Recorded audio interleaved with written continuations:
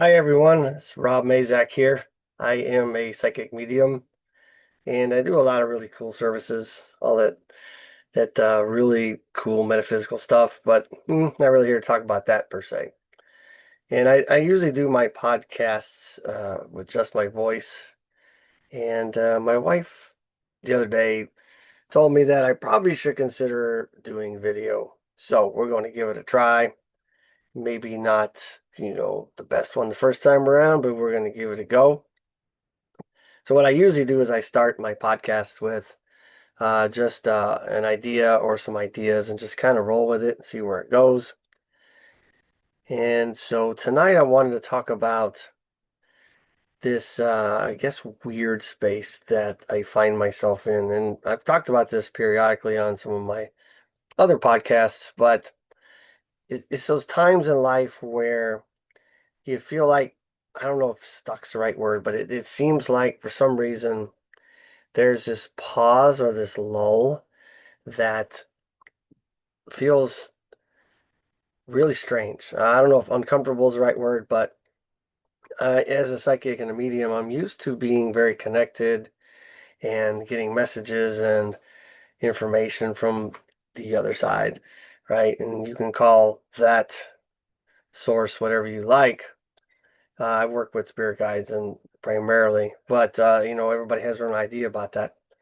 And it seems like that during much of the meditation I've had over the last even almost couple weeks now, the information that usually flows in really cool and very pronounced and very detailed has been kind of lacking.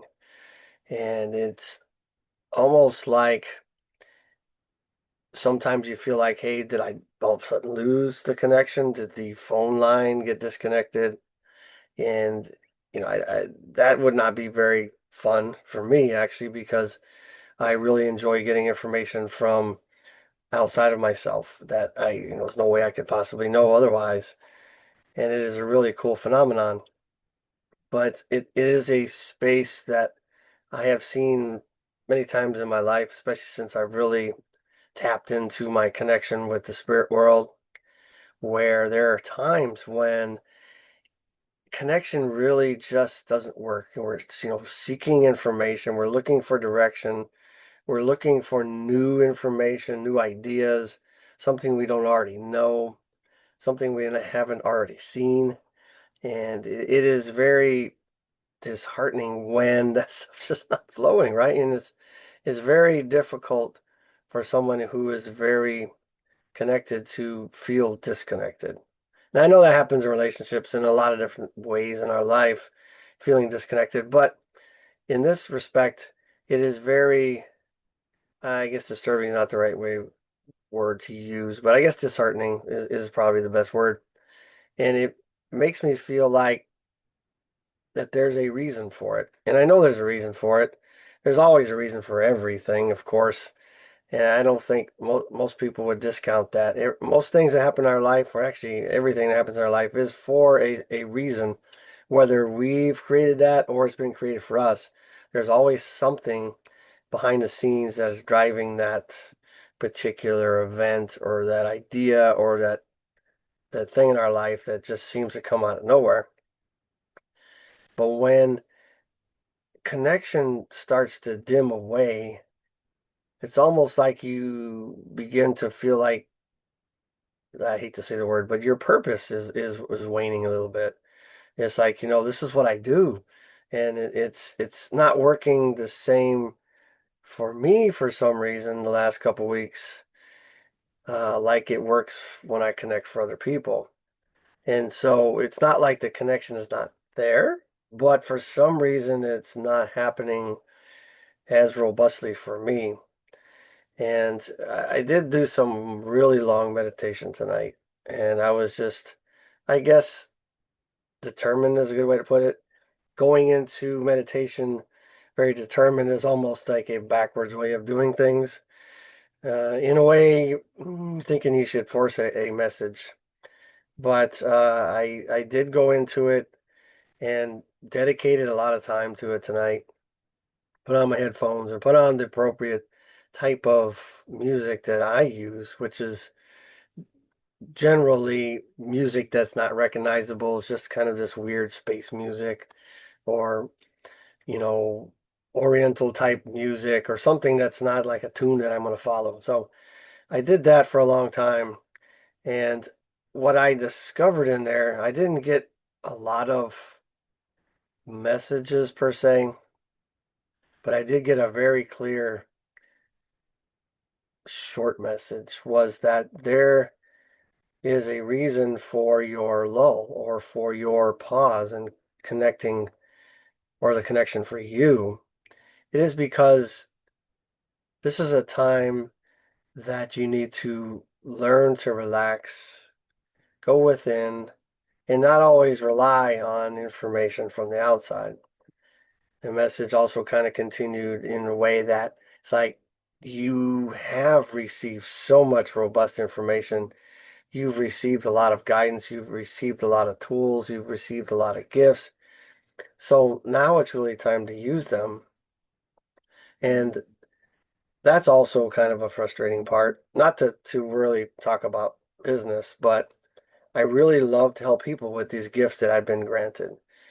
Yes, it's a business, but it's an energy exchange, right? It's just the way the universe works. And it has been very, very slow in that department. And it is very strange. It's not like I don't have the abilities or the ideas and the experiences and all the stuff that's been taught to me through meditation over the last, gosh, almost 12 years now. And wow, it seems like a really long time, but it seems like a very short time too. But anyway, it it's not like I'm not set and I don't have what it takes to do it. But for some reason, people are not seeking me out. I advertise like everybody else. I put out a lot of these things, podcasts. I put out a lot of ideas and sharing my experiences in the hopes that I can help people. Uh, but it seems like people have not been necessarily streaming my way. I'm not whining. I'm not complaining. What I'm saying is that I thrive on helping people. And people that are in front of me or by video or however, there's a lot of ways to work with people. Across consciousness, there are a lot of different ways. I've done a lot of things across distances that are just as effective as doing it in person. But actually working one-on-one with someone is just absolutely amazing and my idea of what I would love to do all the time, full time, if that's how I could earn my living, right? And so I have a regular job, of course, so, chasing a dream is a very interesting thing. A dream to help everybody and still make a living doing it is great, but you can't live on love alone, right? You still got to have money coming in. So chasing a dream a lot of times requires sacrifice. You have to have a regular job. You have to do a lot of different things to chase dreams. Dreams should never go away, right? But I even went to a metaphysical gathering yesterday, and I was very uh, forward about the fact that I really wanted to manifest or put out that this is something that have been seeking, and uh, and that I even explained. Sorry, my video is doing something weird. There it is. Okay, there I am. Sorry about that. But in this meeting, this metaphysical gathering, we started by talking, introducing ourselves, and what we would like to get out of the night. And one of the things I talked about was very straightforward about it was, hey, I love to help people, and people are not coming my way. What is it that's blocking me? What is it that's stopping me? What is it that's keeping me from uh, anointing other people? Because you can't anoint people if they're not around. And And so anyway, I left it alone and we went through the night, and one of the things that came through in the initial meditation that was led by the group leader, the one who organized the group, was a piece of that was talking about what most people call like soul retrieval, going out and gathering back the energy that has left us, the the things or parts of us that we have left in various places along our life path, and we are simply missing those things. And it really struck me that, maybe that is exactly what I need to be doing, is that yes, I love to help other people, and I've helped myself tremendously over the years, but we're never a finished product, right? And so being reminded in meditation that I'm not a finished product tonight and last night, that perhaps some of my product is missing some pieces that I need to go back and retrieve. And that's part of what I did in my meditation tonight. And it was really interesting, very powerful actually, because I don't even know how to describe it. It was like I was pulling in things that were left along my life path, and it's like it could literally feel it reintegrating. And I don't, some of these things are so hard to describe. I don't even know how that goes, right? And the other thing that I have always known, but I have to be reminded of course, is simple things like this. I found this on, sorry, I'm going to read this, so I'm going to look a little bit to your left. Oh, I found this post on Facebook in a new group that I was invited to. And it really made me, or reminded me, that forcing or trying to create opportunities and bring people in to help has to be divine timing. You cannot help people that are not willing to help themselves. Bottom line. You can't help somebody that's an alcoholic get clean until they're ready. If you try to force it, it will never work. I mean, I wouldn't say never, but generally will not work, right? So let me read this to you. I'm going to look a little bit off. Sorry. This quote goes like this: whoever tries to help a butterfly come out of its cocoon kills it. Whoever attempts to help a bud emerge from the seed destroys it. Whoever tries to awaken consciousness in someone who is not ready confuses him. There are certain things that cannot be helped. They must happen from the inside out.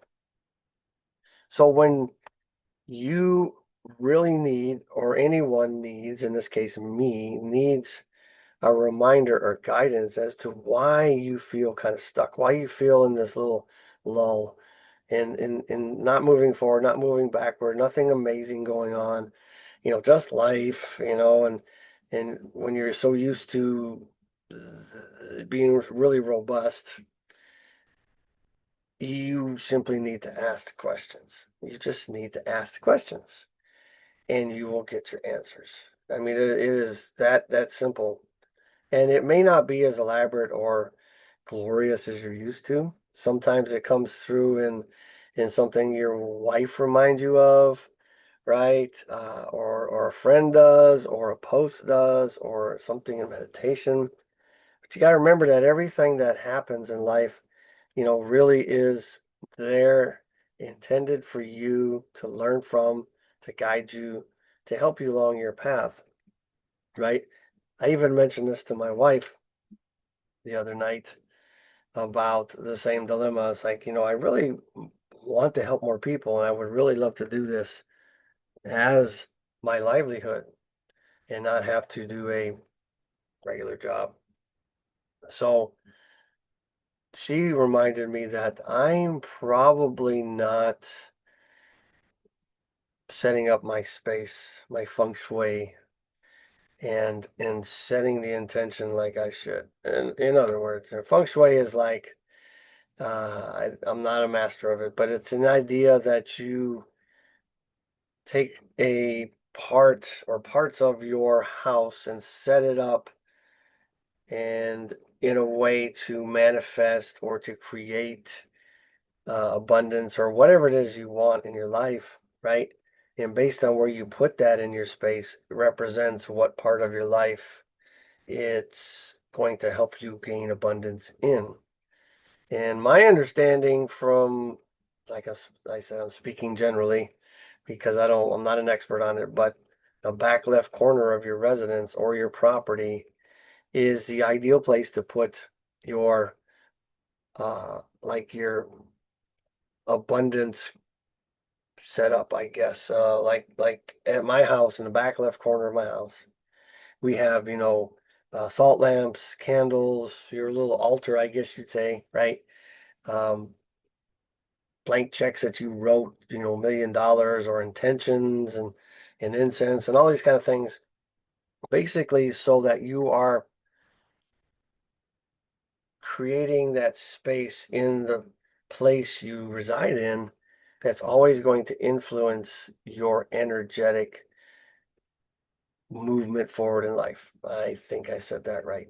That's very difficult to describe. I guess I thought I could describe feng shui, but feng shui, you have to look it up. I don't even know how to spell it. But it is a way of creating energy, deliberate energy within your space that you reside in or you work in or hang out the most. In my case, I live in an RV on the camp that I work on. You can see the old brown t-shirt, military type person. And, during the week, I stay in the RV. I live in a different town. So I go home on the weekends and whenever I'm not working. But in the RV, I don't really have that set up. And, as much as it sounds like my wife is complaining about it, giving me the right? She's right because I have not set that intention. And so that is an important part of moving forward with life or getting things that you want is figuring out what it is you want. You really got to know what it is you want. What is the direction you want your life to take? Does it have to be the ultimate destination? No, it doesn't. Because, I'm 65 and I still don't know what I want to be when I grow up. Yeah, you get my point. I mean, I do, but most people have no clue what they want. So how can you get what you want or be satisfied with your life as it is if you don't know what it's supposed to look like or what you would like it to look like?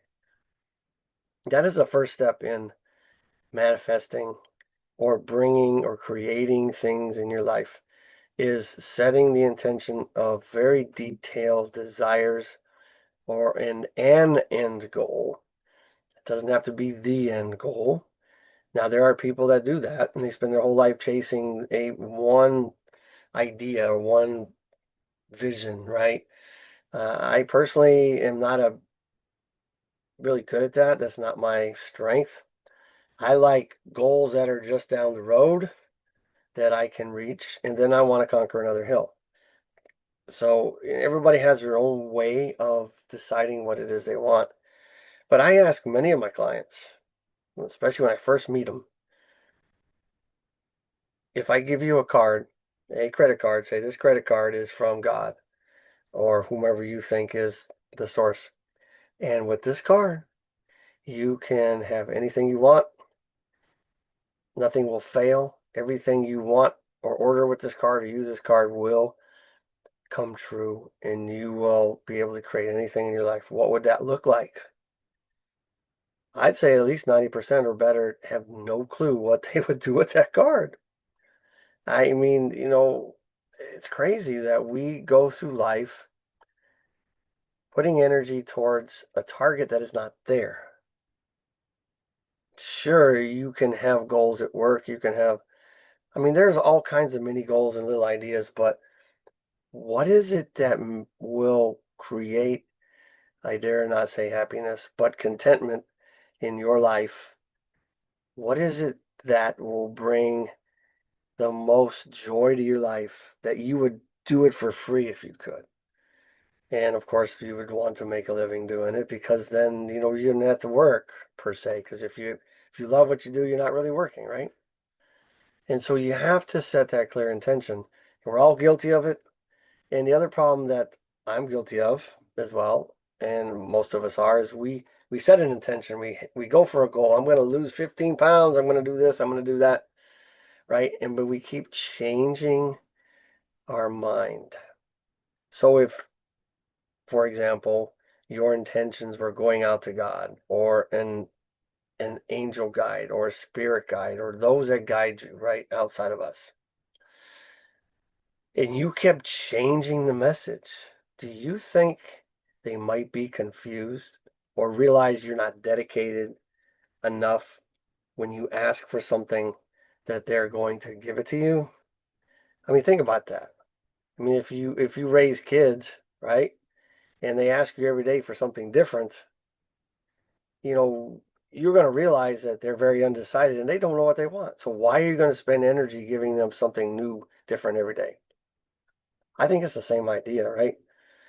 And so this kind of comes down to that idea of the lull I was talking about. Perhaps I'm at that point in my life, and many of you guys may feel the same, where you're not unhappy with life. I love the work I do. I mean, it's awesome and it's changing all the time. It's unpredictable. It's very challenging all the time. Makes me think, keeps me on my toes, and I make decent money doing it. But the thing is, what is it that I would love to do that I would do for free if I could? And that would be exactly what I'm talking about. Having people come into my office, my place of business, I guess you'd say, where I could help them get to the places and through the things that I have experience getting through. Meet people in crisis and help them walk through that. Help them realize that they're normal. Help them process through that and get going on their own life. Right? I would do that every day if I had my little credit card, right? Can I still do that? Sure, I've tried it. I have gone all the way, gotten offices, dedicated everything to it, went into debt trying to get there, quit all my work, and it didn't work out like I thought. Not saying that it couldn't have, but it perhaps was the wrong time. Once again, is this lull because I am being told to relax and sit in waiting because something that's going to change my direction is coming my way, that I need to be unconcerned about what that looks like and allow it to happen. It is very difficult to allow others to influence our life, whether they're humans or spirits or gods or ascended masters or whatever, without us feeling like we have choices, that we are part of the equation. We would like to think we are in charge, but we're really not. Our minds basically create our life from experiences and pieces and senses that come in this little 3 pound thing of flesh, and it creates a reality for us, right? And there's delays in the processing sometimes. Decisions are made up to 7 seconds uh, the lower parts of our subconscious or unconscious before our conscious mind thinks it makes the decision when it's already been made. So are we really in charge? I don't know. Are we just here for an experience? Am I in this lull because I'm supposed to be in this lull because that's programmed for my life? There's a lot of more questions here than answers, right? But I want to challenge you guys, though, and also help you realize that it's okay that sometimes things are not as robust and glorious as you are used to. There are always times in life where things feel boring, dull, out of place, not syncing, not aligning. It's okay, right? It does happen because the times when they're not that way outweigh the times that are the lull spots. I say that because some of the meditations and the journeys I've been on and the things I've been able to do through my connection with spirit, it's just been absolutely amazing. I could never prove it to anybody. Uh, what I've seen, what I've experienced, what I've been given, but that's okay. It's my truth, and that's what's important for me, not for you. You have your own truth, but we have to, I think, move a little bit more purposely through life. Because if we don't know where we're going, we may not like where we end up. Imagine being on your deathbed and, and realizing that you just simply wandered through life. You just did what everybody else did and got what everybody else got, and you did not really leave a serious mark on this planet or this place. I think that would be a lot more discouraging, at least to me, than the death process itself. Realizing that you have not done as much as you could have, or should have, or ought to have. I said that many ways, right? We really need to align ourselves to something. Like the old saying goes, right? If you don't stand for something, you'll fall for anything, which is very true. And in our modern age today, let's just face it, all the social media, all the AI, all the fake news, all the things that are coming streaming across our devices, so much of that is generated and completely false. And even if it's not, it's designed to keep us discombobulated and unorganized and unfocused. I'm not saying put it down, don't ever look at it. I'm not saying that. I think it's just that being aware that your external reality is driving who you are and what you allow into your consciousness. Music, art, surroundings, everything has energy. People, what you eat, what you do, what you drink, what you watch on TV, all of that programs your life. And a lot of that is being done outside of your permission in many ways. We have to get a handle on not just what we want. We've talked about that. It is very important to know what we want, but we also need to know what we don't want and where we draw the line, where our boundaries are, what we are not going to do. Not just what we want, but what we're going to give up to get what we want. Because it's one thing to say, I want to be whatever, a professional soccer player. Soccer's my thing. And at the same time, you're going out on Thursday night, Friday night, Saturday night, drinking with the boys, watching football all day on Sunday, right? Streaming Netflix videos. Where's your time going? Your intention is not matching your action. They have to match, right? You have to set the intention, the want, the desire, and then you have to put work towards it. Like the other old saying goes, the only time that success comes before work is in the dictionary. Duh, right? You can sit on the couch all day long and manifest or try to manifest things in your life. But if you don't put any work towards it, are you really going to get there? It could happen. It's been known to happen. It's happened to me before. I'm not saying it's impossible, but it's not likely, right? Now, I'm not here to propose that Christianity is the only religion out there, but it's what I know best as far as the religions of the world. And, I use this example a lot. So when Jesus went to heal people, as it's written, he never just walked up and healed somebody. He always asked them what it was they desired.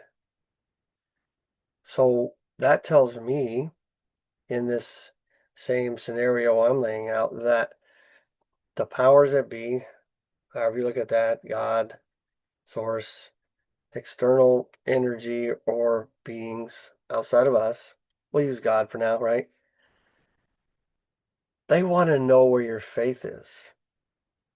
They want to know what you want. They will meet you halfway, in my opinion, if you have a clear enough intention and you don't change your mind and you're willing to do the work, right? So we really need to get busy. We need to live our life on purpose. And let's just face it, if you look at the way the world is going now, all the wars everywhere, United States is bombing here, bombing there, everybody's bombing, everybody's blowing everybody up. It doesn't take much to see that our world is about to change greatly. And if we don't take charge of ourselves before this process really starts to roll, we're going to be a lot easier to pick off, so to speak, right? Easier to influence. Will we have choices? Maybe, maybe not. But the point is that now is the time. I'm not prophesying anything. I'm not saying that World War III is coming. I'm not saying that. I'm saying just look around you and you can see things are changing drastically. We all feel the conscious shift going on as well. Whatever you like to call it, the Great Awakening, the waking up, there's a lot of names for it. But we have not seen this type of ascension or energetic shift or change in a very, very long time on this planet or this place we call home. It's been a very long time as it's written in our history books, so to speak. This is the time to really, really dig in and learn who you are, what you want, and go after it, claim it, manifest it, realize it, and live a full life. Go to the grave completely empty. Tank should be empty. There should not be any reserves. You should completely live out your life and do everything you can, experience everything you can, because once again, you are here not by accident. A few facts here. The science community says that even to be born, the likelihood of becoming a human being on this planet is 400 trillion to 1. That is the odds. That's a big number. That's a huge, huge number, right? And the chances of you being you is even astronomically higher. The father's sperm carries 80 trillion genetic possibilities, meeting the mother's egg with similar amounts of genetic possibilities. 80 trillion against 80 trillion against 400 trillion odds to be born. The chances of you ever being there ever being another you is almost impossible. So you are unique, you are special, you are here for a reason, by design, not by accident. So let's live our life as if we are here on purpose. All right, I am going to close out. If you would like to see what I do and what I offer and other podcast ideas and things like that, I do have a website you can go to. It's lifebymazak.com, lifebymazak.com. I love to work with people, as I've mentioned a lot throughout this podcast. And when I work with people, I also become a better person. I learn from people, people learn from me, we all learn. It's just a wonderful thing, right? So I really, really look forward to hearing from you. I really look forward to working with you. Namaste, stay strong, and live your life.